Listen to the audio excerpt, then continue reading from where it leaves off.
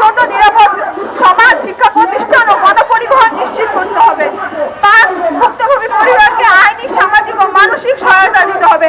আশা করছি বাংলাদেশ সরকার এটার প্রতি মনোযোগী হবেন এবং আমরা নির্বিঘ্নে চলাচল করতে পারবো। ধন্যবাদ। আজকের সভা এখানে শেষ হলো। সমাজের প্রতিটি স্তরে এখন একটি ব্যাধির মতো ছড়িয়ে পড়েছে। আজকে আপনি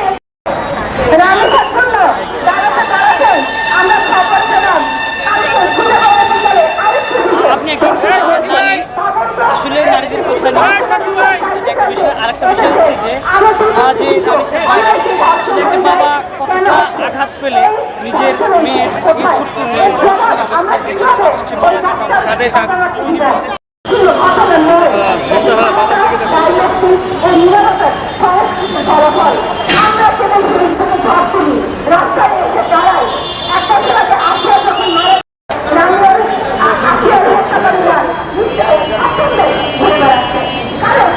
ভাইয়া ভাইয়া সবাই যদি এভাবে কাছে চলে আসে, না একটু সরেন